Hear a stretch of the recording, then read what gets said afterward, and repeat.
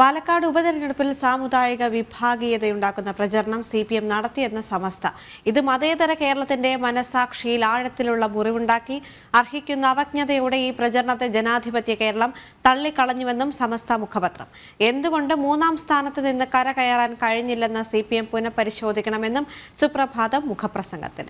ശിവദാസ് കന്മനം ചേരുന്നുണ്ട്. ശിവദാസ്, ഈ പരസ്യ വിവാദത്തിലൂടെ CPM കോൺഗ്രസിനെ നല്ല രീതിയിൽ സഹായിച്ചു എന്നുള്ള ആക്ഷേപങ്ങളാണ് ഈ ഒരു ഘട്ടത്തിൽ പുറത്തേക്ക് വരുന്നത്, അല്ലേ? കാരണം അത്തരം ആരോപണങ്ങൾ ഈ ഒരു ഘട്ടത്തിൽ വരുന്നതിൽ വലിയ തെറ്റില്ല എന്ന് പോലും പറയേണ്ടി വരും.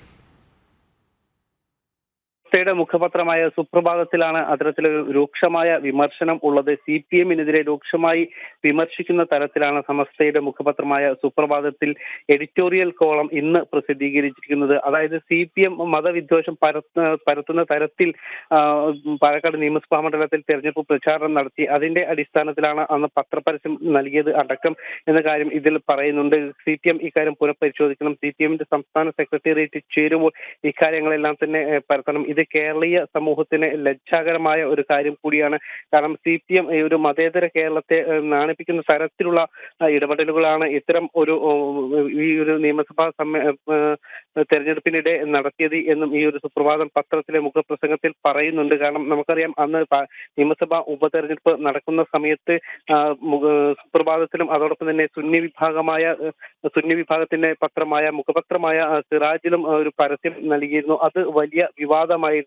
ഈ പരസ്യങ്ങളെല്ലാം തന്നെ UDF-നെ അനുകൂലിക്കുന്ന തരത്തിൽ ആയി മാറി എന്നൊരു വിമർശനം ഉയർന്നിരുന്നു. ഈ ഒരു സാഹചര്യത്തിലാണ് ഇപ്പോൾ സമസ്തയുടെ മുഖപത്രമായ സുപ്രഭാതത്തിൽ ഇത്തരത്തിൽ ഒരു എഡിറ്റോറിയൽ കോളം പ്രസിദ്ധീകരിച്ചിരിക്കുന്നത്. നേരത്തെ പരസ്യം നൽകിയതുമായി ബന്ധപ്പെട്ടുള്ള നടപടികളെല്ലാം തന്നെ സുപ്രഭാതം പത്രം സ്വീകരിക്കുന്നുണ്ട്. അതായത് അതിൽ നൽകിയ പരസ്യം ഏതെങ്കിലും തരത്തിൽ പത്രത്തെ ബാധിക്കുമോ, അല്ലെങ്കിൽ പത്രത്തിന്റെ നിലപാടുകളെ ബാധിക്കുന്ന തരത്തിലാണോ എന്ന കാര്യങ്ങളെല്ലാം തന്നെ ഈ പത്രത്തിന്റെ മാനേജ്മെന്റ് പരിശോധിക്കുന്നുണ്ട്. അതിന്റെ തുടർ നടപടികളും യോഗങ്ങളും എല്ലാം തന്നെ മാനേജ്മെന്റ് നടത്തിക്കൊണ്ടിരിക്കുകയാണ്.